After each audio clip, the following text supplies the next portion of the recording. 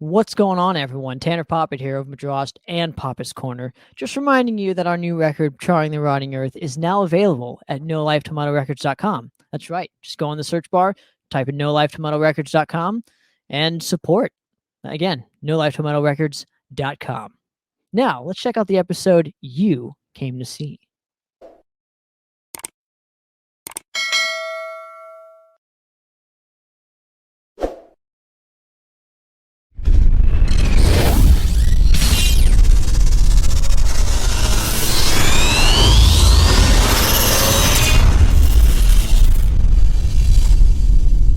What's going on, everyone? Welcome to another episode of Poppitt's Corner, and I have a very special guest as usual. I always love doing these with my homies, and this is no exception right here. I'd like to bring on the great Mike Dreher from Condition Critical, Lich King, bunch of other killer games which we will get into. But before we get started, Mike, how you doing, man? Good, Tanner. Thanks for having us. Hello, all. Absolutely, my friend. Well, so how I like to do things on this particular show is I like to go through the guest's entire musical career and see how you got to where you're sitting talking to me today. So if you're ready, man, I'd love to get started and just talk shop and learn a little bit about your journey here in the music Let's world. dive right in. All righty, buddy. All right, so when was kind of your first recollection of just like hearing music? What was kind of the band that kind of did it for you that you really just remember it being like, oh shit, like what is this? Like for me to Yeah. go into metal or No, just in just general? music and like you were 5, 4, what age were you? Well, my first CD that I was given at 9 years old was Meatloaf's Bat Out of Hell. It was a CD with my first little it was like a CD player, like a portable. It had I don't know what they call it. It's just like a rounded little CD player with a handle, not a boom box or anything. But I was born in 91. I ain't old, but I ain't 30 yet. So, I ain't old. I'm 29. But no, I did have this rounded little jukebox that my mom gave me, and she gave me uh Meatloaf's Bat Out of Hell and Roy Orbison hits. I will never forget it. A CD of fucking Roy Orbison. It's awesome, man. And no, and I just was obsessing over like Meatloaf, and I don't know, I got way more into like like the years progressed, like a ACDC and just like I don't know. I guess Meatloaf's Bat Out of Hell started it off for me.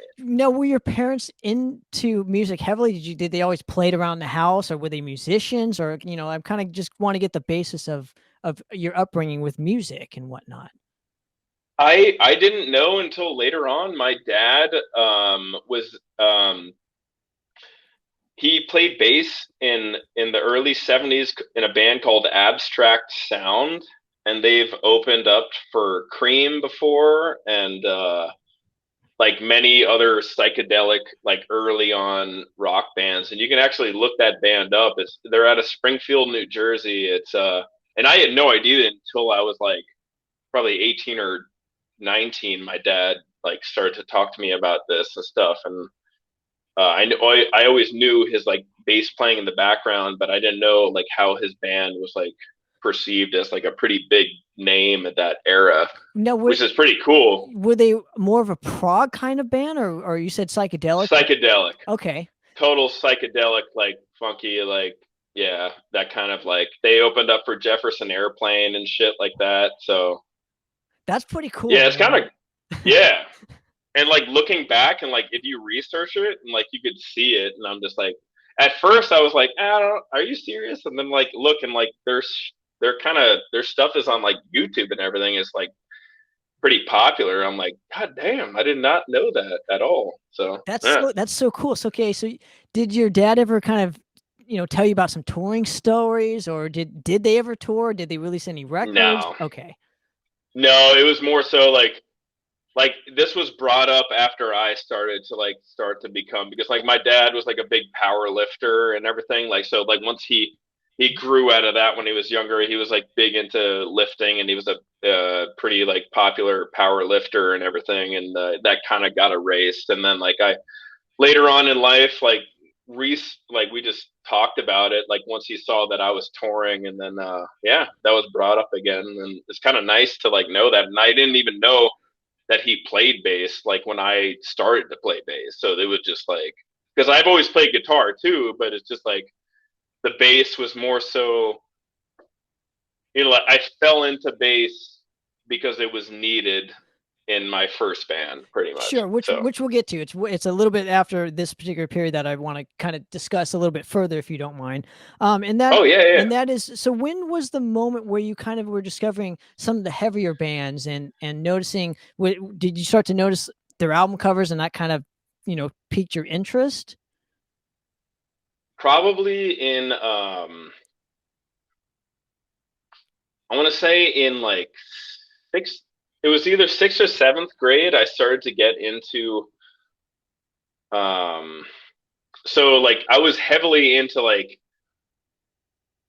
for some reason, like for some reason I found Rancid and Sublime in like fourth or fifth grade. And like, I just liked the upbeat kind of, material they were doing. I also was in jazz band. I played baritone saxophone for about 4 years in jazz band. And I was in advanced jazz band, and like, I just loved saxophone so much. And that's like where I started performing live from like second grade to sixth grade, or no, eighth grade, second grade to eighth grade. I was in like advanced jazz band. And then I just always wanted to play guitar or bass, and I started to like pick it up. And but I was listening to, you know, like I told you, like Meatloaf and like AC/DC, and like I started getting into Metallica. And then like once I hit like seventh grade, I started to get into like heavier punk kind of stuff. And then it just trailed on from there. Just like, then I discovered like so from Rancid, then I knew Metallica like when I was like 12 years old, like in that genre. My first sorry to say this, my first Metallica album I ever bought was Saint Anger, because I did not know. Awful album, but I just saw the logo and I bought it and I dug it. But then that's what helped me dig deeper into the band. You know what I mean? Right. Now, can we go back real quick? Because you said your first instrument was saxophone, if I'm not mistaken. So I'm kind of Yes. curious, who were some of, I mean, why that specific instrument? For saxophone, Mm-hmm. I had no influences like whatsoever. Sure, but I'm saying, why that specific instrument? Did it just look cool and you needed to pick something, or was it just not enough people were choosing it and you kind of wanted to just take it on? Or So I bought in third grade. My mom bought me an alto saxophone when I was in jazz band, because I was renting it at the time for practice. And I started to become good at it, and there was many of us. So, and then I discovered other horn instruments. Like there's a tenor saxophone, and then there's a baritone saxophone. But there was always one baritone saxophone in the jazz band, and I wanted to just be that one low end I don't know. I just thought it was way more. Sorry, I burped up a bunch of beer.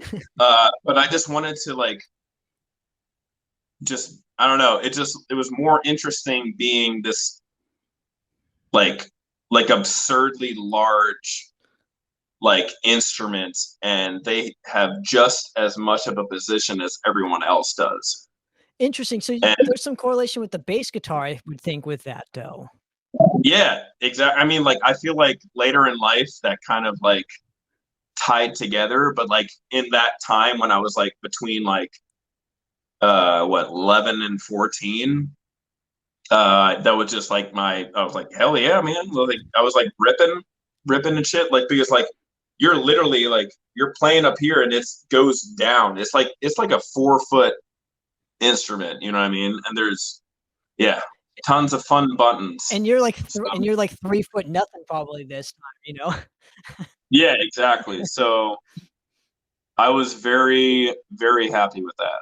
Now, so I know you mentioned that you mentioned you've always wanted to play bass and guitar. I'm just kind of curious when that shift kind of happened, when you pivoted from the saxophone into wanting to pick up either a bass and or guitar, or bass or guitar. It was guitar first for sure. So like after, like when I was about, I would say, so I played football in high school, and then I did jazz as well. And I was such a busy person, and I just always like, and like starting around like the 11, 12-year old me, like I just started to get heavily into like AC/DC and Metallica and stuff like that. And like Angus Young was like, I was like watching YouTube like in 12 years old. That was like 15 years ago. It was like the most staticky kind of shit ever. Like that, like I was grown up on like watching like random old ass computer videos, and I was like, man, dude, so my dad bought me an Epiphone SG, but it actually says Gibson on it. So it's like a super weird old Gibson guitar, but it says Epiphone on it. I don't know. I've never seen anything like. I have it behind me. I'll probably show you at some point, but it's just like, that was my first guitar, and my dad bought it for me. It was used, and I just started to learn random things on that, just like AC/DC tabs and stuff like that, just like old rock and roll stuff. And Sure. Now, when was the moment where you kind of to start to see either your friends playing an instrument, or there was a whole kind of like rock community or other bands? Like, when was that specific moment for you? probably not until I was like, uh, 16, 17 years old. Wow. Okay. So you've been playing guitar and or bass for that a number of years and stuff. When was the point where you started to play bass for a specific band, and what was that band? So, uh, the Condition Critical's current drummer Ryan Donato, me and him have lived in the same neighborhood. Like like when we were in our younger ages in high school, we lived in the same neighborhood forever, and we rode on the same bus, and we didn't even know each other at all. Like I just knew this dude. Like so, when I was a freshman, he was 1 grade older than me. So once we started to be so once I graduated, or once I left eighth grade into high school, our high school, um, so it's 10th, what is it, ninth grade through 12th grade, we were in the same development, and I did not know that. Like I knew him from being the weirdo that had headphones on blasting Slayer that would enter the bus, and he was an older dude with tattoos that would just like go to the end of the bus, and I never knew him, but like I always knew, like I loved heavier music too, but I didn't like know him well. But so we would ride the bus together almost like every single day, uh for the first, like when I was a freshman and he was a sophomore, and he would always reek of pot, which is like amazing. So it's like he was just like a metal bad man, which is like, I was like off put because like I was like, I don't know any of this music really. I don't know. I was like a fresh, like I'm just turned on to this. I knew Metallica, I knew like earlier stuff, like starting to get into like Overkill and stuff because they're Jersey based or whatever. But I feel like he knew the good shit that I didn't know at that time. You know Now, what I mean? did you guys form a band? I mean, not even that. When did you and him start to kind of notice, you had like chemistry, and that he actually played an instrument? The following year for sure. So Interesting. like, um, so I threw a house party at my mom's house, which is in the same development, and I would constantly do that every weekend. I would tell my mom, "Hey, I'm gonna have like like 5 or 6 people over tonight, Friday night." For being 14 years old, and she's like, "Yeah, that's fine. Sleep over." There would be like 30 to 40 people would show up, and there would be like fucking techno in the basement, just people drunk all over. My mom's like, "What the fuck's going on? Get the fuck out of here!" It was like, I was horrible. It was a horrible time. My mom had no idea, and then like she would kick everybody out. She's like, "What the fuck are you doing?" But Donato was the first time that I met with him, like talking wise. Like he asked me the day of my party. He was like, "Hey, I heard you're having a party. Is it cool if I bring some friends?" I'm like, yeah, sure, whatever. Or at first, I think I was like, I don't know if we're having that many people. And then he ended up showing up anyway. I don't know that as anyone did. Like, even if you say no, the people are gonna fucking show up anyway. Uh, and then that's how we kind of like had like our first meeting. And then our buddy Derek Tang, that's now like a doctor. He was like a big guitar player and skate. He was like an amazing skateboarder in the scene too. And our Donato was in a band with a guy named Rory Robinson, and I forgot their first band. It was like an old school metal band, nothing crazy, but it was like very early stages of themselves. And him and Rory became friends like because of that, and longtime friends. And they knew I played like guitar, fucked around, like I don't know, like I wasn't like crazy, but they asked me to play bass one time, and or no, I brought my guitar over and we played like Rain and Blood and shit, just like random typical shit. And then the next time they needed a bass player, I Rory gave me his bass and I just like played with a pick, just like a couple of songs, and went on from there really. And that's how the early stages of our first band, Strychnia, was created. Interesting. And I know this specific project is more of like not a deathcore band, but it's more death metal influence than say Condition Critical. And I'm just kind of curious where that influence came from. Did you start to listen to more death metal bands around this time period, or was this Rory's kind of influences being involved more, or? Oh, Strychnia was most definitely all Rory's kind of stuff. Yes. So Rory, he is the main songwriter.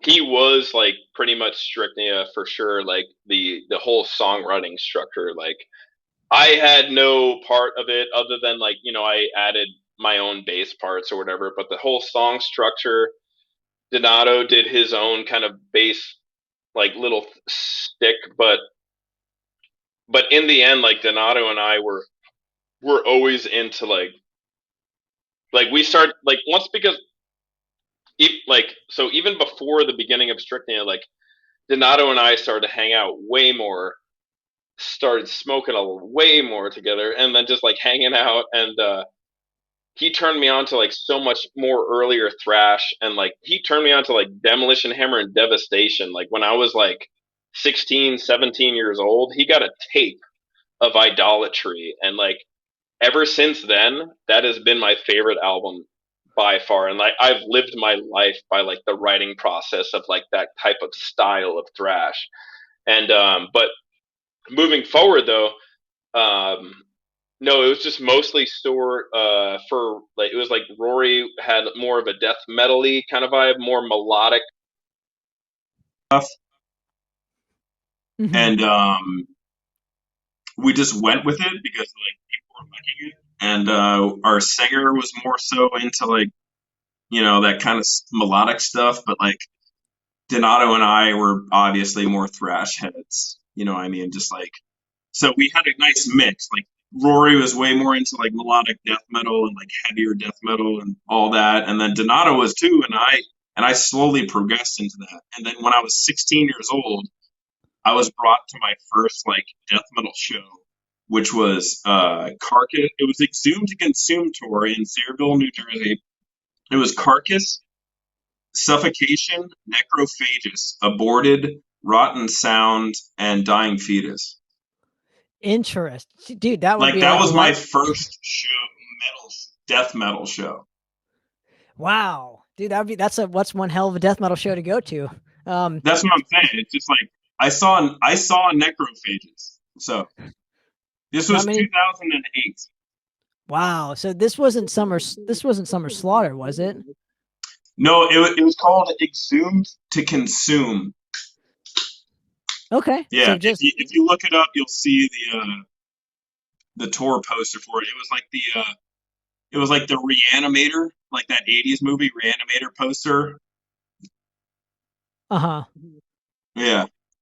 Interesting. Okay, so let's go to your first kind of studio experience and kind of what was it? You know, your first like recording or whatever, your first demo or album, or what was it for you? For Strychnia, we went to a place in Clifton. It was called Frightbox Recording, and that's still a thing now. Like we were at the beginning stages of going to the studio. It is lit in Clifton, New Jersey. It is literally a warehouse, massive warehouse. It looks like an abandoned building. You go up, and then you take this risky ass elevator with all your gear up, and then you go to a room. And this place has progressed to like this guy has done numerous things. His name's Bobby Torres. He is a phenomenal recording engineer. This guy is like top notch. Like he's to a point like you feel so comfortable from when you walk in, and this guy knows exactly what you want, like no matter what. And we yeah we pretty much went with this guy right away after turning down like this like random record label. And this record label was like, I don't know, we played our first Strychnia big show was with DRI at Starland Ballroom, and there was this random independent record label there, and they hit us up afterwards, and they met us at this. They met us at he invited us to Buffalo Wild Wings. Like he paid for a meal, and it was like he offered us this horrible deal, and we were just like, nah. So we got free shitty wings out of it. You know, with recording the Anatomy of Execution record with Strychnia, what was your kind of takeaway from even just getting into the studio to do that? You know, what you're walking into the studio and going like, holy fuck, what am I in for? Well, it was like, so we were just like, I don't know. There wasn't like much pressure the entire time because like we ended up like just doing it and paying for ourselves to do it. And then we ended up getting a way better deal just paying for it for ourselves through Frightbox Recording. And I don't know, we just went in, had fun. So we ended up actually recording a demo, and then we ended up just putting those 3 songs onto the album. And you can hear the difference on that album. There's no physical release whatsoever. I don't even think there's an album art. It was just like literally just like we just did it like our first thing, and I don't know, we just like paid a quarter of the price because our label thought we were paying way more. I don't know. That label was like so sketchy, dude. Like they were trying to charge us way more, and like we were just like, fuck you. Thank you for the free wings, but no, yeah. I don't know. We just did it ourselves. Now, did you guys end up like doing a tour for this specific release, or like, because I know this is again your first kind of record, and not knowing anything with your first record, none of us did. What did you guys start? Did you guys actually promote this thing, or did you just do local shows and whatnot? Literally all local shows. Like this album was not promoted like in any way we should have done it. We were like between like 16 and 19, and we did this, and like we had no backing. We like literally just played like a show every like 10 days almost, like locally. Like we played all of Philly, New York, New Jersey. Like we like every single big band or so we would be able to get onto the show, and like we had to sell tickets. And when we were that young, we fucking, I mean, like we didn't, I will never do that again, obviously. But like when you're young, like, I don't know, that was like the big ticket selling kind of days. I don't know. Dude, that happened out here in the West Coast. And it's nice to know that it wasn't just the West Coast that bullshit was happening, dude. It was happening everywhere, man. It's crazy. Horrible. We played like 1 or 2 Battle of the Bands things, and we had to sell tickets. Those are the worst. Dude, We all hated it, but like one member wanted to do it, and then we would like do it. But like, I don't know. We like honestly, in the end, like we would just like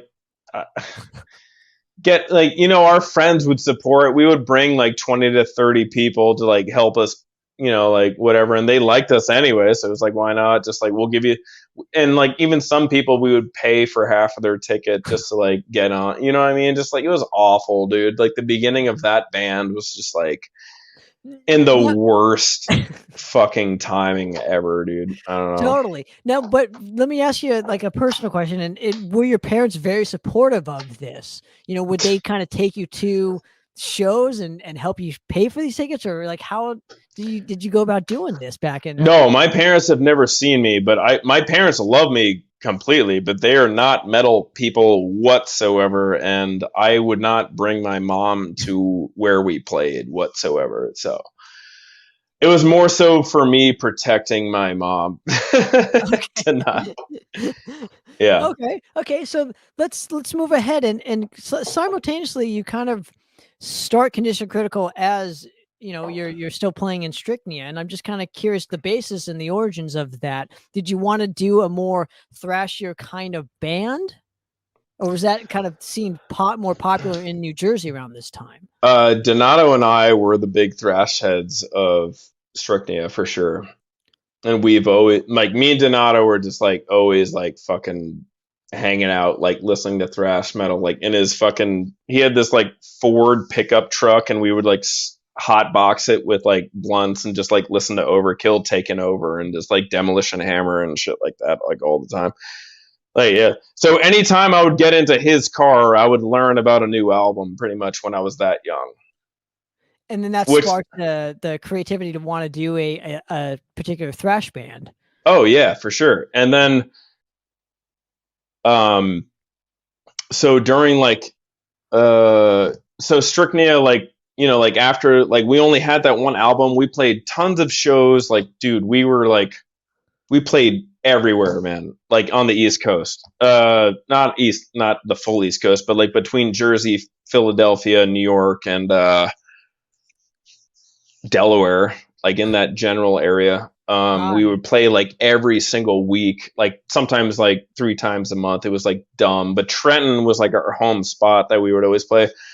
But starting to become towards 2009, Strychnia, just like we just kind of like started to like like everyone was kind of doing their own thing, and like me and Donato still like were doing their thing, and then like Donato left, and then in 2010 or 2009, the end of 2009, like Donato hit up he answered a Craigslist. So we always had this. Shit. I'm sorry, I skipped a little bit. So there was a guy named Dave Hewson in Toms River, New Jersey, who I don't know what other band he was in, but he put up an ad to just like he's a thrash guitarist. And he's the original guitar player of Condition Critical, and Donato answered that. And then Alonzo also put up a ad for that, and Dave was also in like Strychnia for like literally like 30 days, and then they're just like, I don't think I want to do this anymore.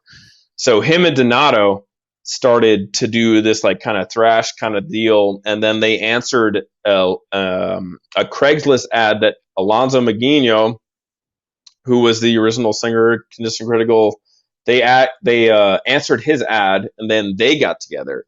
And then it was early 2010 or the end of 2009, where I actually just called Donato, just seeing if he wanted to go get a drink or something, or I don't know. I was like fucking 19 or 20, and he said he was at a practice, and that night, like he was like, "Do you want to just come over and jam really quick?" So I literally, it was like the right time at the right, like whatever, and then I just packed up my gear and went and jammed, and that's how Condition Critical started, pretty much. Interesting. So okay, let's go to the Bred to Kill release. And I'm just kind of curious.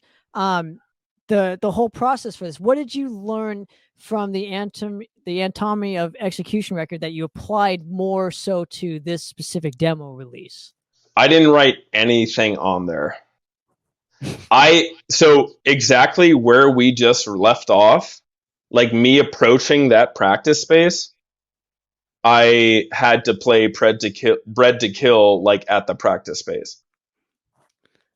So is this demo recorded at a practice space is what you're telling me? No.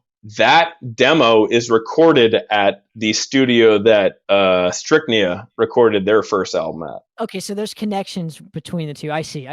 Yes. Now, and this is a very kind of more Demolition Hammery kind of vibe, I would say, more so, because it's like I know that's what you're more influenced from that. So there's a stark, like a total contrast between the two. You got your death metal over here, right? And you got your like your total just speed metal or death or thrash metal kind of over here. And were you guys playing shows together around this time? No, we've never played a show together. Once Condition Critical started, Donata was never in Strychnia again.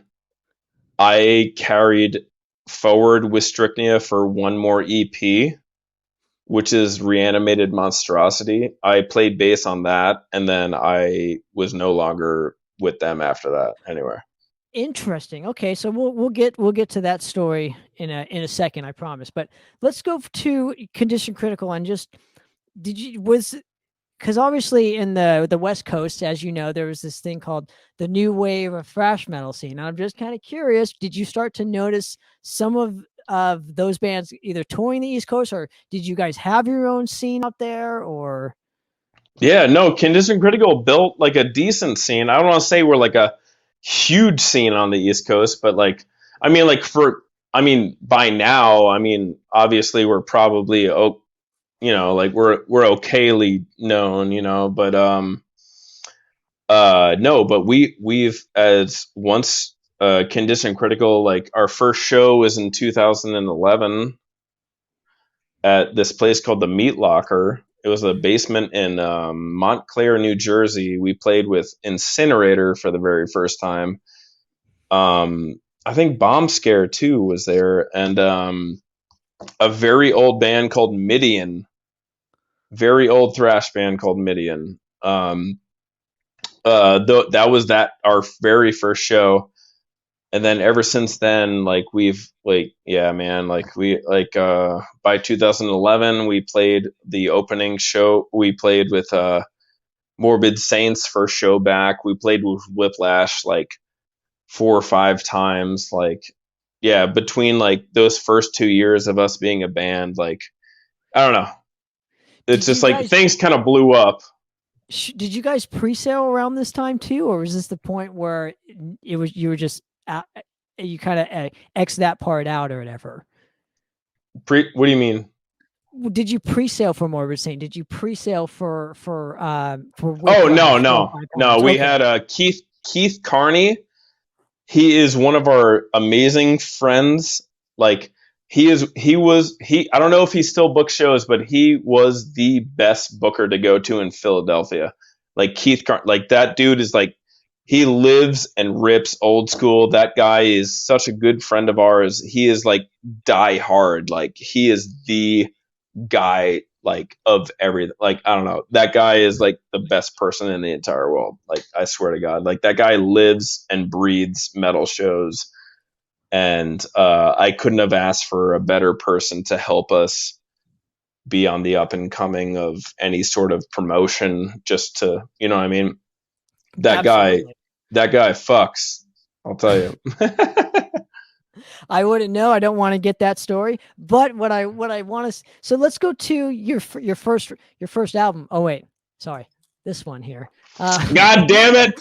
God damn it! I saw what you did there. Hold them together. You really want me to? That was the whole joke. He's a good. No, I need you to. Oh my God, you have no idea, dude. And every time I would like message that band, they would never like my comment or anything. I'm just like, yo, because it was just like we got that, and then here, wait, I'll let you dig into it. Well, I wasn't sure if you wanted to, but I was just, No, I'm always I'm Little always joke down to here. dig into that. Little joke here, right? That's why I asked if you're a good sport before this interview. But let's go to your operational hazard release. This is the first time you kind of worked with a bigger artist, and I want to know the choice, your guys' reasonings for going to Ed Repka. Were you fans of him for his 80s covers or something and wanted to use him, or did you start to see, because a lot of the new wave of thrash bands started to use him on their album covers, and did you kind of want to at least have one in your catalog from Ed Repka? It's kind of a little bit of I would say a little bit of both, to be honest, because like I don't know, I love his work and I love how real like the body aspect, the human, just like actually like absolute, just like I don't know, it was like the realistic kind of like figures that he was doing, like the human like pictures that almost looks like yes, exactly. But for him to like make it like more original, we wanted to make it not. We listed, I listed into the thing like we don't want burning buildings in the background. We don't want fucking flames. We don't want all this shit. We don't want you in the goddamn picture, which is like everything excluded. And I feel like we ended up with an absolute beautiful original kind of like Dr. Mascot. Absolutely, man. And I like that there's no like this. He always has like a guy doing this, like he's like screaming. He's like, right? Yes, exactly. But this doesn't have any of that. Now, let's touch upon just the album covers per se before we dive deep into the recording of it and whatnot. I know you're jonesing to get to it. So when did you notice the similarities between these two? Oh, immediately, dude. Because like we have a bunch of German friends, and I don't know who told me it or who sold me it, but Tom Martin from Lich King put together. I think he's probably the one that like said to me immediately, and he put together the best collage that I've ever seen. Classic. Dude, what he called it, the Ed replication. Yes, you know exactly what I'm talking about. I lost my shit, dude. I was like, this is fucking fucked up. Dude. Fucking awesome. And ours isn't even the worst, dude. Like, dude, the I don't remember the other band's names, but like, dude, it is like fucked up. Like he took 2 albums and just like literally just used the 2 albums as one. Like Aggressor, wasn't one of them called Aggressor? Aggressor was one, but I don't know what the main one was where he had both of them together. It looked like Sydney, Australia burning. I remember that, and I can't remember the band, but I know what you're talking about, right? Dude, it was so bad. Like, and we paid a pretty penny for that, so it's just like, fuck, man, I can't even imagine what they paid, to be honest. Like. At that point, though, wouldn't you go back to the artist and say, dude, you totally fucked us. Give us our fucking money back. Or just like how do you handle that? Like, how, you know what I mean? If I was them, I would. But honestly, since like Operational Hazard, we had our designs, we had our characters made before Hell's Domain. So, I mean, like, if anything, like, they should be the ones worried about or they should be the ones that should be like getting their money back. I mean, like, honestly, we should too, because like that's not fair. Like, hey man, we paid this amount. Yeah, exactly. That poor guy on the cover though, man, he's got fucked 2 ways, you know what I mean? And then they also relate that guy to the Ultra Violence cover. There's like another bald guy, but with it, yeah, it's the one with what was it? Clockwork Orange or whatever. Yeah. There's a bald guy like on the ground as well, like something like that. Yeah. That's crazy. I mean, dude, I'd be really pissed off. Have you ever kind of gotten in contact with Ed Repka since then, or was this just like, you know what, we're gonna move on and they get somebody else? on the next one? Since the album's been printed in 2013, I have not talked to him or contacted him, but it is what it is, man. Like you could see the dates, you could see when it was printed, you could see when it was released. Anyone after that has to deal with the horror of copying, that's on them. Well, I mean, and to be fair, both albums are really stellar. This is kind of how I found out about Hell's Domain, was through that whole Ed replication. Dude, Tom, that was the greatest thing ever. Tom's a goddamn genius. I'll tell you that. Fucking awesome. Anyway, let's move forward real quick, and I want to touch upon the recording of Operational Hazard. Being that this is the first full length for Condition Critical, what was your main goal personally on this particular record, and did you actually achieve that? So Sam, so we have a guitar. So once we had an established band for Condition Critical in 2010, we released the Bred to Kill demo, which was me, Dave, Alonzo, and Donato. Yes, exactly. Dave soon after that was released, Dave left, and Sam Agnew joined. And about 2012, we started to play way more shows, like heavily in the East Coast area. And Sam Agnew was in a band called I forgot the name of his band. If he ever he'll bitch at me.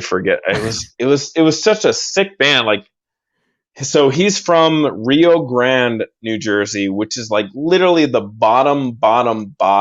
So if Key West was the version of the bottom of New Jersey, it's like literally the smallest bottom part of New Jersey. 3 hours away from me and Donato. This guy was like a violence fiend. Like, he was obsessed with violence, evil. He knew everything, man. He like fucking knew all the thrash bands. And like, I started to know all this stuff too. So like, me, him, Donato, like, we fucking clicked like immediately with like all these fucking amazing thrash bands. Like, Sam had this like aggressive riffing that like we all wanted. Like, we couldn't think of it at the time. We were so young, and like Sam was the same age as me. And like, he bringing up the riffs, bringing the slams, the Demolition Hammer, the fucking Pestilence shit. Like, oh man, we were like all about it. And I'll think of the name at some point. But so we started to get together, and he was going to school in Rutgers in New Brunswick, and that was way up north in New Jersey. And Donato and I lived in South Brunswick. So Sam was only 20 minutes away at this point. And Sam and Donato met at a nuclear assault show. And Donato talked to him about playing guitar. And that's how we tried out. So Sam and Donato met at a nuclear assault show in New York City. About a week later, we brought him in to try out, and we just played a few songs, like covers or whatever. And then that's how it went off. So Operational Hazards just started off as like 3 people that wanted the most aggressive thrash sound. And Sam had all these fucking riffs ready to go. Now, did you mention you wanted to know Alonzo's first band, did you say? Or Sam's first band? Sam's first band. I fucking forget it, man. So, oh my God, I forgot to even bring this up. So Alonzo and Tony were in a band called Legionary before all of this. So we didn't even know Tony at the time. But Alonzo left Legionary to join a thrash band because he didn't want to be a melodic. Isn't that funny how everything works? Donato and I didn't want to be in a melodic band anymore. Alonzo did not want to be in a melodic band anymore.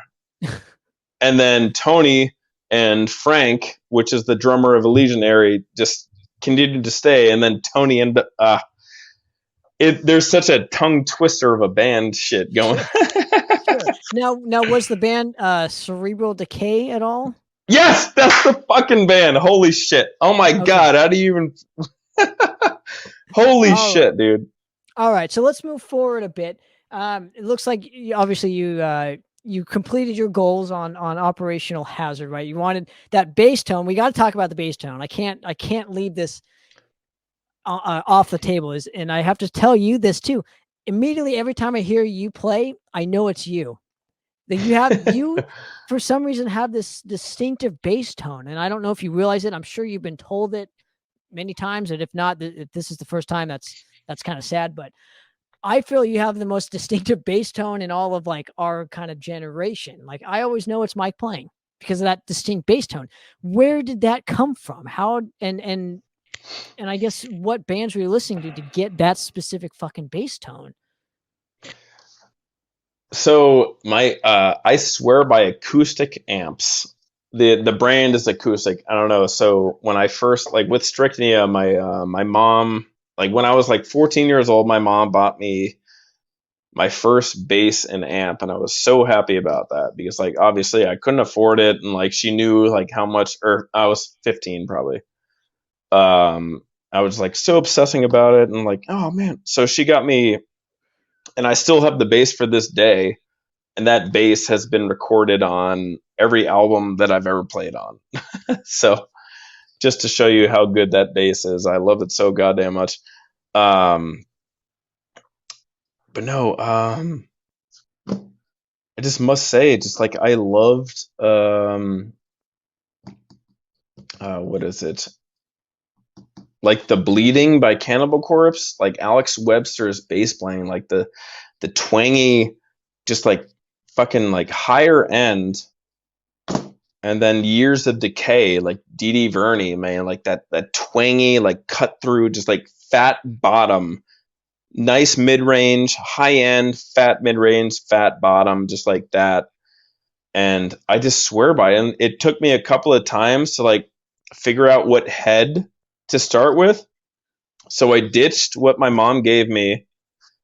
And then when I started working and living on my own, it's just like, so I bought an 8x10 by Acoustic. And then the Mark Bass 8 Mini Tube 800 is like the fattest jazz. Like, I think it's just jazz pickups, man. Like, I'm telling you, like the fattest jazz pickups on my Ibanez SR 700.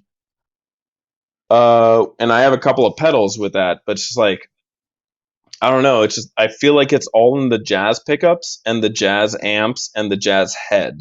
Because Mark Bass is like, I only see a bunch of like funk people play it. You know what I mean? But if you add a couple of distortion pedals though, which I have, I use a here, I'll give you a little. Oh, look at that right there. For all those who are listening, he's showing us his bass rig right there. So I use. Mm-hmm. Is this visible? Yep, it's visible. All right. So I use a Sparkle Overdrive Voodoo Labs pedal, an ODB3 bass overdrive, and then this is my setup here. So I use an 8x10 acoustic cabinet with a Mark Bass Mini Tube 800. Absolutely. Okay, so that must be how you get your kind of sound and whatnot. That's awesome. All right. Yeah. Now let's move forward. When was the moment when Sam left and Tony came in? So it was pretty much, I want to say, and this is well before the first tour, obviously. That was you know. Yes, there you go. You just helped me out. So the Operational Hazard tour where I met you for the first time ever in 2013, Donato's work ended up taking him over. He had to cancel. So we got Dmitry Demenkov, who filled in on drums. And then Sam also couldn't take off. So we lost half of our band within a month before the tour.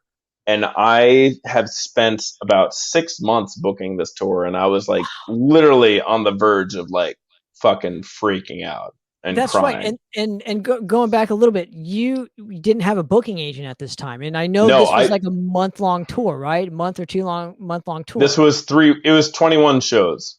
Wow, that's a lot to take on for your first time, right? For our first tour ever, and I put my heart and soul into this tour, and I was freaking the fuck out, man. Like, I was like, dude, we just lost half of our band, and I don't know what to do. And and Tony was, the thing was with Tony, like, Tony was already in the midst of joining the band because Sam was going away for college. Like, Sam went on to do amazing for himself. Like, he worked for Google. He's like a software engineer. Dude, that dude is fucking golden for life. So, I mean, it was worth it a while, but it's just like so much stress on me, and I was like about to cry. But Tony pulled forward, Dimitri pulled forward. We fucking hopped on a bus and we toured with Incinerator and a band called Killing Session from Ohio, and we fucking set off. I remember that show well, dude. It was I've already talked about it way too much, so I'm not going to talk about it. But that was you and the bartender, and Andy Ford at the door. That's right. But I remember you guys just fucking killed it, dude. This is well before you started to like almost get in shape with yourself, which I want to touch upon that subject if you don't mind too. And that kind of process. But this is, you guys in playing shape, you were fucking phenomenal, right? And I think the joke you made was, see, not everybody in Jersey looks like this, and you pointed to Tony, who's like ripped as shit. Yeah. So, but how was that first tour for you overall? I mean, it was good. It was what we expected. I mean, like, we had like, out of like the 18 shows, we had like 6 very, very good ones. We had like 5 okay ones, and then like, the rest were like horrible. But I mean, like, whatever. Like, we've never been out. No one's heard of us. Like, we released an album. I did so much with that tour, and I mailed posters to each venue. Like, I like literally did so much because like I've never done this before, and I just wanted to make it. I don't know. I want to make it perfect and effortless for people that were booking us and accepting us for people that they've never seen before. Like, I want to make it like, I don't know. I just wanted to make like a name that we were like, we're not just like a fucking band, like, hey, book us. Like, I put in the effort to like mail shit and promotion stuff, like little cards too that they could pass out. Like, I don't know. Sure, and obviously it was worth it in the end. I mean, you made friends for expensive, lifetime. But yes. Yeah. Well, I'm just saying the connections you made on it were, have helped you out as well. Yeah, I would have never have met you. And we would have never been this close. I mean, I'm sure I would have met you, but like, I would rather have met you that long ago than more recent. You know what I mean? I think the connection wouldn't have been as strong. I will definitely say that, because I kind of saw you guys at like not your lowest point, but it was because you guys crushed it. So it wasn't your lowest point, but I'm saying that was your first tour. You know what I mean? Like, yeah. So it's like I kind of saw you at the beginning, right? And I've kind of followed you ever since. So I think that having that connection and is just only gotten stronger since, and that's a testament to how the tour was a success. It wasn't a failure. It was definitely a success in certain aspects. So for sure. Now let's go to when Alonzo decided to kind of step away, and this is around the same time too that you wanted to kind of get in shape or whatever. You started to lift more weights and whatnot. And did that kind of come? I want to both aspects kind of happen simultaneously. I'm just curious. Was it your pops kind of training you around this time, which is how you kind of? Oh no, my dad passed away before that first tour that I saw you on. Oh no, I'm sorry to hear. Okay. No, it's fine. No, yeah. Like, there was no inspiration of that. Like, my whole life, I was always fit, but then like, like, there has been times where I was just like, I'm lazy. I don't want to do anything for years. I want to eat burgers and lay down. But then just like I don't know. I just indulged more into lifting and stuff, so Did it you was kind of fun. did you kind of get sick of like being out of shape though? That plays Yeah, for something. sure. Yeah, like like I don't know, just like more touring, just like doing more writing at home, like laying around, just like. But no, my entire life I was always fit, but it's just like there's been years and sections where I've been just like not, and then like I ate like shit, and then like I get back. So that just shows you to anyone, like, you know, like if you're fit and then you gain weight for years, you can totally just gain it back and look amazing again. So it's just like, it's not a big deal. Like you can totally burn that off and like, if anything, make your muscles even bigger. That's right. So Now, was Alonzo jealous of this, so he decided to step away from the band, or was this? that's the exact reason. No, Oh. no, Alonzo just like, it was it was kind of dumb how he left. Are we moving into Lich King now? We're almost there. We're almost Okay, there. because We're that 2000. conversation will be into the entrance into Lich King, actually. No, we're at 2014, 2015 era. So that's Okay, so that is the exact thing. So we played. So my. All right. So if we're going into Lich King stuff, I've been a huge fan of Lich King my entire life. Or no, yes, since I was born, I've been since I fans. was born. Been around 40 years No, already. but Condition Critical always opened up for Lich King every time they played in Trenton, and then I've always been a diehard fan. Like once I heard Born of the Bomb, and even before that, like we played Condition Critical played the Born of the Bomb release show in Florence, Massachusetts, at the 13th floor before they had the upstairs venue. It was the bottom. It was massive. It was Lich King, Condition Critical, Sonic Pulse, and Smash Potato, and it was awesome. Massive show. It was great, and that's when we became even more friends. And every time they played Trenton, we would always open up for them. And then Go ahead. So I just want to kind of ask, did you kind of discover Lich King on like the Thrash Unlimited page, or how did you never? I didn't even know what that was. Sam told me about Thrash Unlimited, and Sam would always talk about. I'm gonna bring it up. I'm sorry, Tom, but like Tom and John Keeble always arguing about black metal sucks or something. So I don't know. That's all I. I've never been on Thrash Unlimited otherwise. I just know about that funny kind of loving aspect of that Thrash Unlimited, and I wish I saw that conversation. But like everyone I know in the Jersey Thrash community of that old school era tells me about that all the time, and I laugh all the time. So yeah. Okay, so getting into Lich King, what transpired to where they needed their bassist either left or got fired or whatever? How did that whole transition happen? So after their US tour, they had an outing with Dave, and I love Dave so goddamn much. Dave Hughes is like such a good friend of mine, and he didn't want to do it anymore. And then they had a fill in for their tour for so on their the Born of the Bomb US tour, that bassist had left at that time. Love him to death. Amazing guy. And then they ended up touring, or they ended up playing a show at Brian's Festival and doing Canada with god damn it, I forgot his name. His name's Scott something.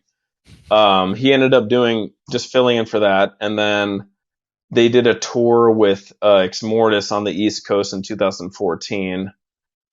And they had a fill-in bass player as well, and Condition Critical played that show in Trenton, and we just like we would always play, and we played the Born of the Bomb release show and in Philly on their tour with in Philadelphia. And just at the end of that tour, at the end of 2014, Tom messaged me saying he was listening to like Operational Hazards, like, I like your bass tone, man. Like, man, it's good. Like, that's not his actual voice, but I mean, I wish it was. But and then I was like, hey man, I mean, like, I'd love to, like, try out. And he sent me a couple of songs, and I literally, he sent me like 4 or 5 songs, and like 5 days, or I think it was like 2 days later, I sent him 5 songs with me recorded the bass over everything, because I was so eager. I was like, man, I fucking love this, man. Like, I'll do it. So I learned the 5 songs by ear, sent it to him. I was like, holy shit, it sounds pretty cool. So I drove 4 hours to try out about 10 days later, and we ate a bunch of chicken. And then I was announced to fill in for their March tour of 2000 and I don't know if it was 2015, March 2015. And then at the end of the tour, I was told I was in the band, pretty much. And then immediately after, Tom quits. Yes, dude. The end of the tour, he said he quit. So yes. Wow. So then obviously they in typical Lich King fashion, they had to write a song about it. So I don't want to make myself. I think I'm the reason why he quit. No, I'm kidding. He's like, at the end of the tour, he's like, this guy's good. Yeah, I quit. I'm out of here, man. That's so, but I think he just got tired of touring, to be honest with you. I think he just thought it was stupid, from my understanding, with touring, correct? I mean, there honestly, there wasn't much touring happening. It was like I just didn't like. Tom did a very long tour. He did like a 50-day tour for the US Born of the Bomb tour on the US, and I just don't know if he wanted to play live shows anymore, because honestly, from then on, between 2015 and 2018, Lich King played about 400 shows, like, around the world. We went around the world almost twice. Wow. And that's kind of insane, dude. Yeah. Right now, I got to ask too, what is the deal with you and Brian making Super Bowl bets with, like, whoever loses has to eat this gargantuan fucking meal? It's just like super weird. So can you explain, can I get that story from you? So it's between, so we don't know what we want anymore. We don't know if we want large amounts of food, or we don't know if we want disgusting food. So it's just like, it's like literally heat of the moment. So it all started when we played. So Lich King randomly opened up for Parkway Drive at the House of Blues in Boston one time. It was the most ridiculous thing. Like, we were asked in an email, like, hey, do you want to open up for Parkway Drive? And we're like, sure, yeah. I don't know. We had catering and everything. I was like, all right, I don't care. The crowd had no idea what they were doing when they were watching us, and it was awesome. I loved every second of it. But afterwards, on the way home, me and Brian were just, I don't know what made us get it, but we got a box of ice cream sandwiches, and me and him each ate 6 ice cream sandwiches, and we were just like, this is fucking great. Not really at all. We felt sick. And then, so that Super Bowl, we were just like, all right, hey, loser, like, Brian's from Massachusetts, I'm from New Jersey at that time, and we're like, hey, the Patriots are definitely going to be in the Super Bowl. I'll take the other team. If the Patriots lose, I eat the ice cream sandwiches. If they win, you do, or whatever.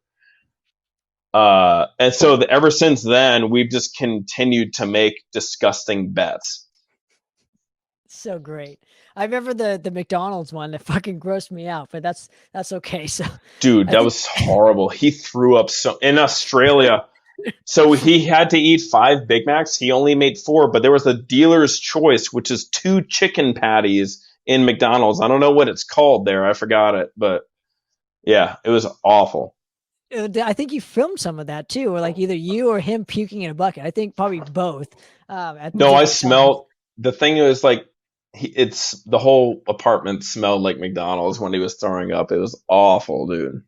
It's fucking great. Anyway, let's move ahead real quick. So, let's get away from this, please. Get away from this, please. Right now, let's go to the Omniclasm release. This is your first record with it, and again, you bring your never heard of it. Right? Actually, no. Fuck it. No. Not even before that. I've skipped a record. I skipped a record. Hold on. I got to do this. Oh, I thought you were gonna just like throw it behind you. No, just like get rid of it. No, let's go to the Extermination Plan release. Oh, come on. Right. No, I'm sorry. And you get Ryan Taylor on vocals. He does Solstice and a couple other bands nowadays. Love that right? guy. But, yeah, but I'm kind of curious, that specific choice, because he's in Florida. Obviously, you're in Jersey and whatnot. So where's that correlation at? Did you meet him on a tour? This is another long one. Ryan and I have always talked, and in 2014, we opened up for Solstice and Thrash or Die were on tour in 2014, and we played with them in New York. And their second show, they opened up for Wehrmacht. They were on tour with Wehrmacht, which is awesome. Like, I was like, holy shit, I get to see Wehrmacht, Solstice, and Thrash or Die and play. It's like, fuck, man. Ryan was always a big fan of us. And then we saw that show in New York City. And then there was another time that we played at a place called Jabberjaws in Allentown, Pennsylvania, and Solstice was playing there, and Condition Critical opened. And Ryan was there, and he was like, they got there. Solstice got there right early, and Ryan was fucking singing every word of it. I'm like, God damn, I love this guy. And then me and him always have talked. And in 2000, and I think it was mid 2015, right after I joined Lich King, after Tom quit, we had a big European tour booked. Like, it was 36 shows in a row. With 1 day off, 36 shows in a row, all over Europe, our first Lich King tour. And Tom was not in the band anymore, and they needed a singer. I asked Ryan. Ryan immediately was down. I got Ryan. Ryan lived in my apartment with me and him for 2 months practicing with Lich King before we left for Europe. So we head to Europe. Ryan Taylor filled in for Lich King for the first European tour. And from then on, between Ryan joining Condition Critical for the album afterwards, because like he was already down with Condition Critical, like, so in between those 2 months, like he helped record the Condition Critical album. Like, I was showing him the riffs, showing him the lyrics, and he was also learning the Lich King songs and everything. Dude, we had the busiest month of my entire life ever. Him too. Like, he had to tackle on Solstice shit, and then like I was teaching him the riffs for recording for Condition Critical, and then like Tony would come over, and I recorded all of the guitars in my apartment for Extermination Plan, and like I had to show them riff by riff what to play. Like, it was insane. Yeah, it was like, it's a great record, man. I mean, my only complaint, dude, I'm just gonna tell you this because I'm a straight shooter. The vocals are too low for me. They're like way too low in the mix. Yeah, dude. I wanted the vocals like a little bit higher in the mix, but like higher end, or like, no, just like sitting more comfortably on top. It seems like they're buried underneath all the instruments. What do you think about the flows, though? The flows of what? His cadences? Or are you talking? Yeah, no, because I wrote most of the flows of those lyrics. Well, no, the lyrics are fine. It's just the overall, whoever mixed it, I wish the vocals were higher in the actual mix itself. Okay. That was my only complaint with it, because this is a great fucking record, man. Brian, you're fucking up. You hear this? Brian. It's just a personal opinion, dude. I know. He's buried in the mix, and he's a great vocalist as well. So we can't discredit that. You know what I mean? So, I would never take away any for that album. Like, everyone was on their top game. I swear to God. And it sounds that way, right? Again, it's a personal preference thing for me. I'm just really trying to top my riffage. I mean, like, Tony helped out with a good chunk of riffs too, but just like, man, like, I have a bunch of good riffs still in my mind for the next one, but it's just like I'm just trying to like exceed that like stompy shit. We'll get to it. We'll get to it. I promise. Now, you record the record, obviously, in your houses and whatnot. Get it mixed and mastered. And what is the overall response to this specific release? For what, Extermination Plan? Yes, sir. Oh, we've had nothing but. I feel like that. Like we've exceeded like our first album like by tenfold for sure. Did you do more? Because obviously you learned more about promotion and whatnot. Did you go through a PR firm for this specific release and saw more? We did not. This is all us. We had no label, no anything for Extermination Plan. The only thing that we had was we had a reprinting in Brazil by Marquee Records or whatever. Yes, exactly. They but 2 years after the release, they reprinted it in Brazil. But other than that, no. We did everything ourselves, financed everything ourselves, promoted everything ourselves. We had no help whatsoever for Extermination Plan. That's pretty amazing, considering it's one of your to me it's my favorite release of Condition Critical, and it's a lot of people's favorite releases. I'm very happy with that. Absolutely, despite my gripes about it, but it is what it is. So I think it's a great fucking record. Now you did some touring for this, I know, as well.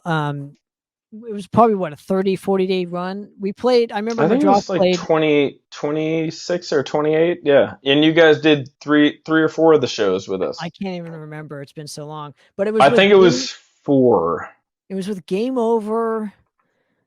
And help me out here. Was it just Game Over and you guys?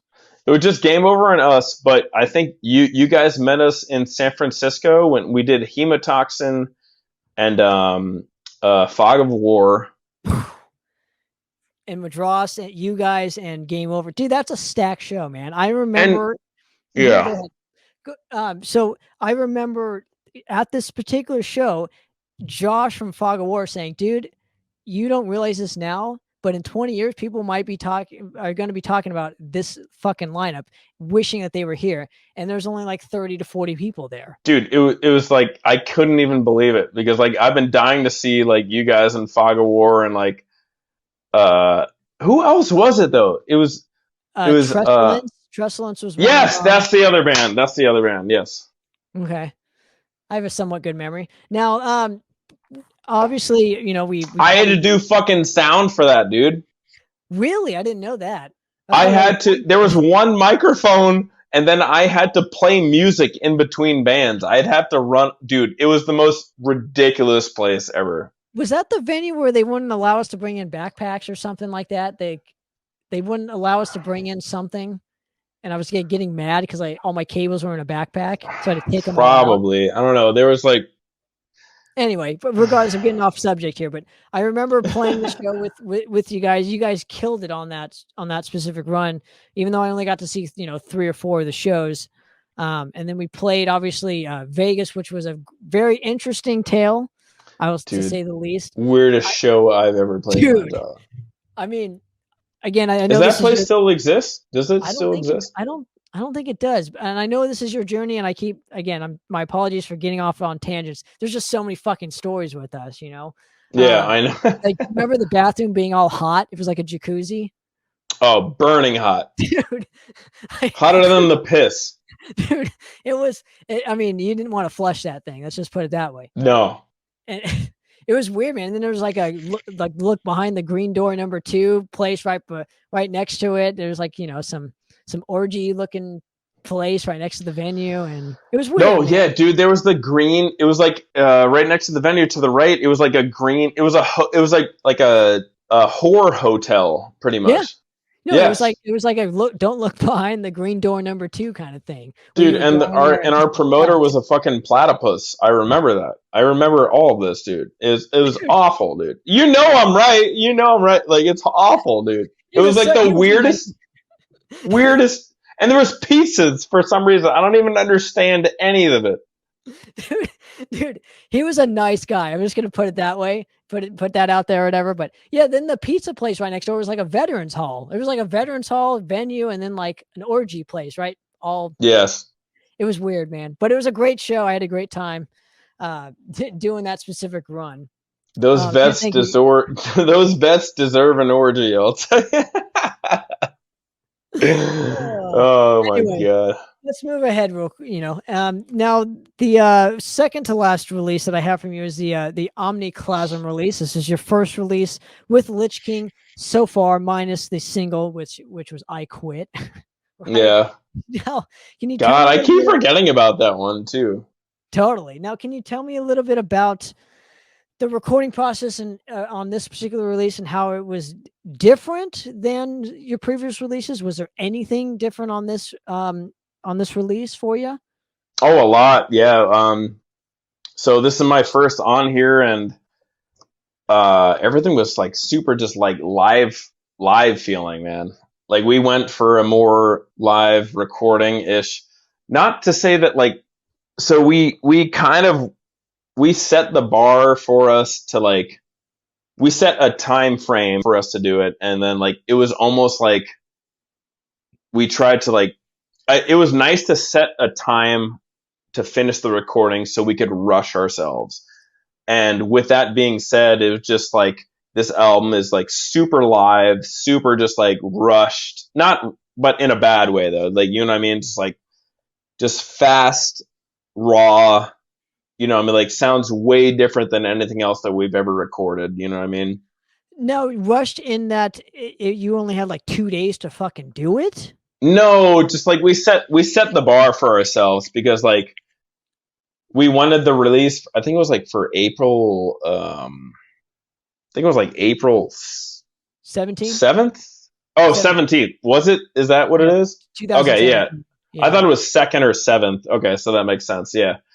So we were like in the studio, we had everything written, and then like Tom and I have met like back in winter, like when I lived in Massachusetts at the time. Like Tom and I, like I contributed, you know, like a good chunk of riffs too, and like Tom was like agreeing with me, like you know, like I have like a way more different writing style than him, and I was just happy to see like him be like, "Hey, Mike, that sucks." And I do not like that for this band, but I like this riff, and like, I don't know, because like we have like totally different writing styles. Like I'm more like angry, aggressive, and like, and it was just cool to have a couple of my riffs accepted into an album that for a band that like I've like been obsessed with for years. So it's just like it was like a huge honor for me.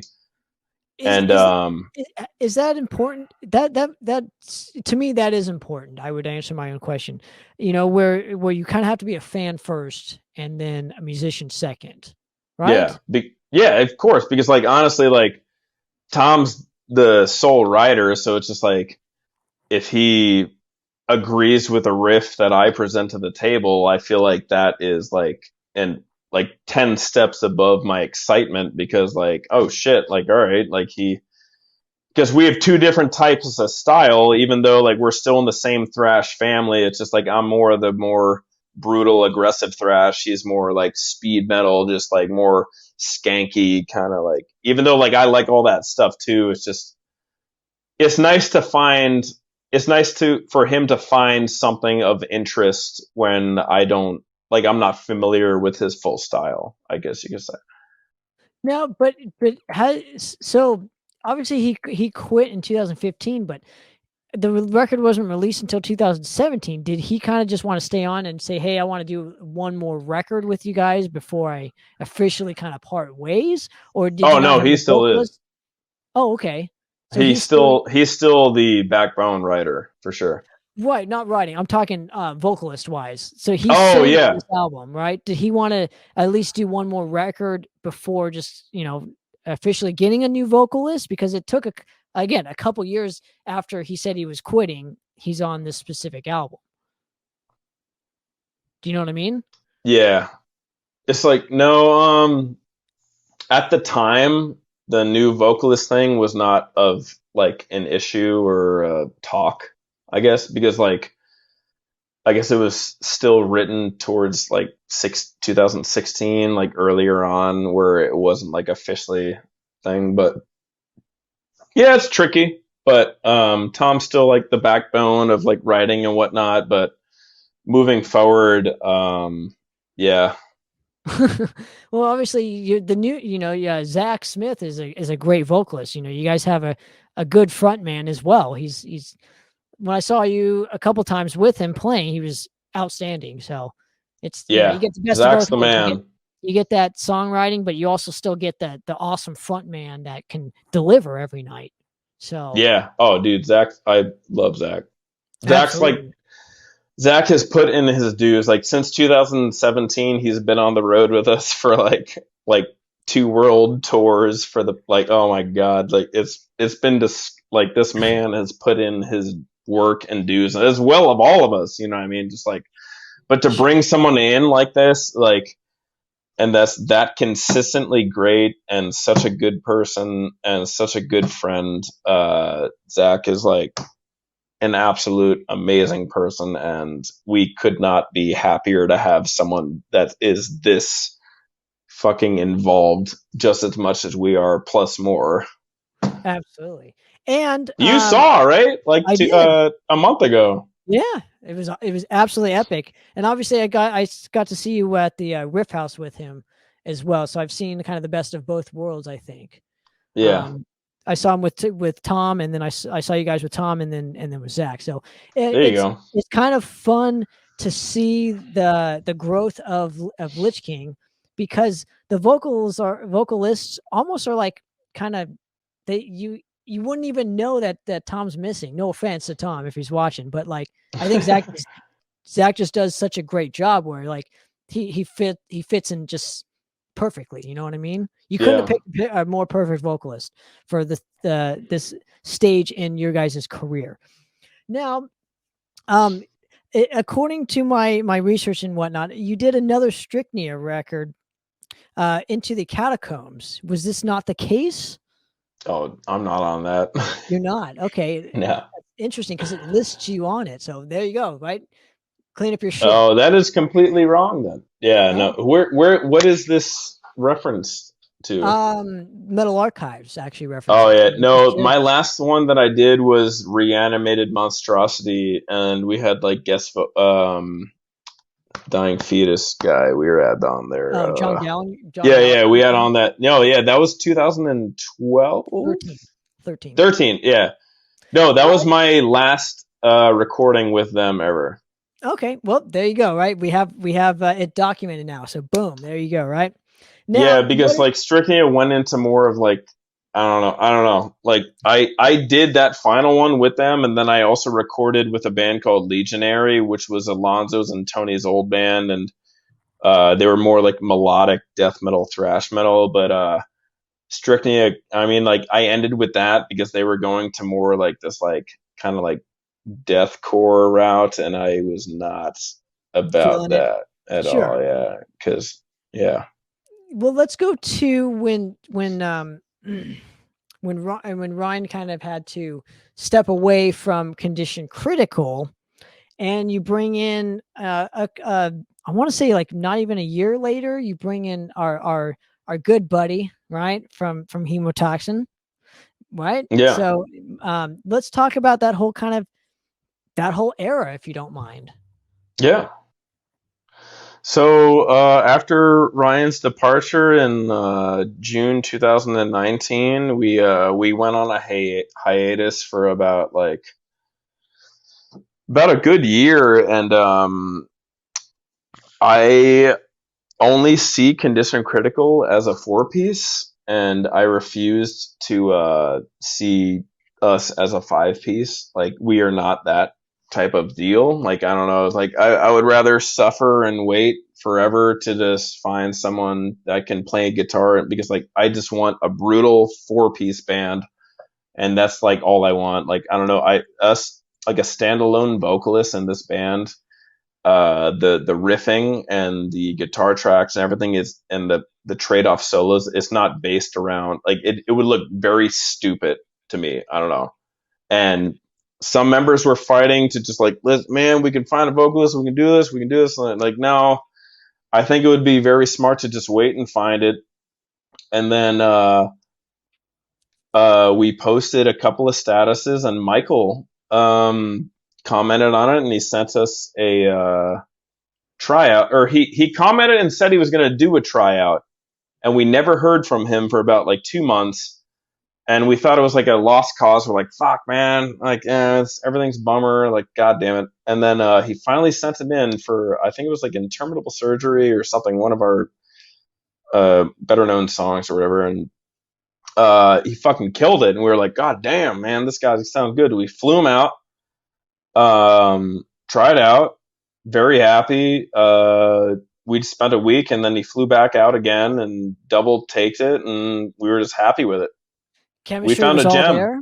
Yeah, but all the there. chemistry was all there. Cool. All there. Dude Doesn't knew happen. what he wanted, the violent, angry aggression lyrics, like aggression with vocals, the slamming guitars, the chugs. Like, dude, man, I knew it was worth a year wait to find someone that could totally just slam with us. You know what I mean? Absolutely. And Michael's a good dude. He's a great dude. So amazing guy.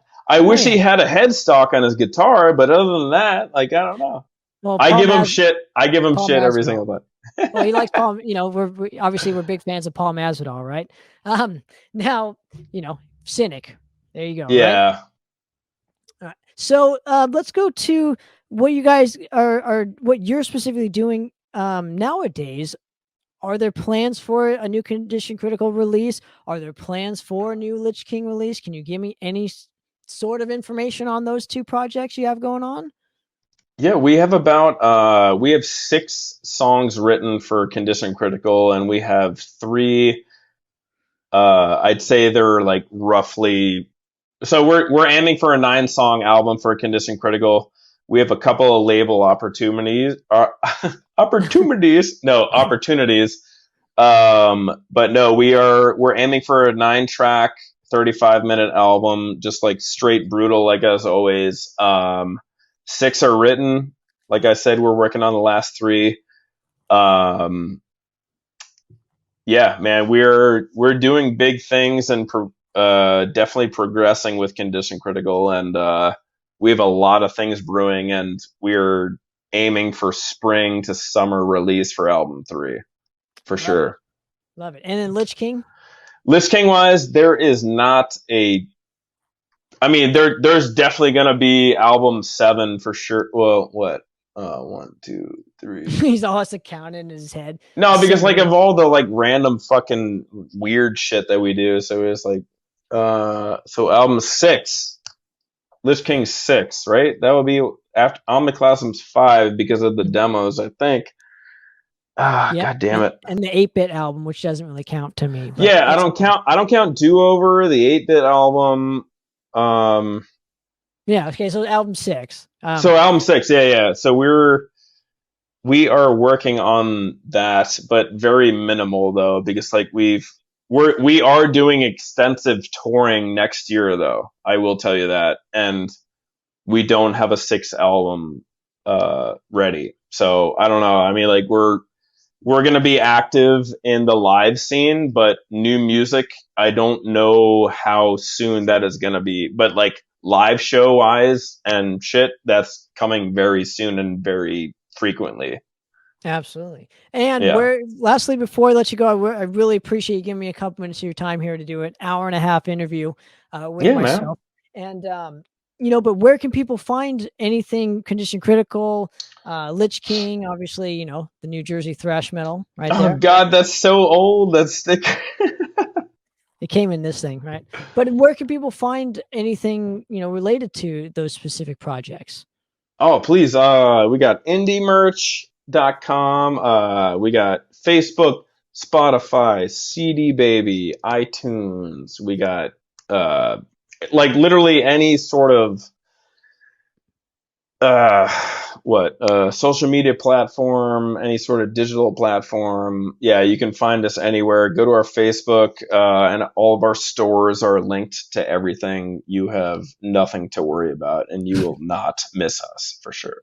Absolutely. Well, Mike, thank you very much again for giving me a couple minutes of your time here. I really do appreciate it. Hopefully we can do it again relatively soon on whatever release you have coming up. So I just appreciate a moment of your time. Tanner, I love you. And Madrost is the best band in the entire world. I appreciate that. But another episode of Poppitt's Corner, guys. We're out of here. Cheers.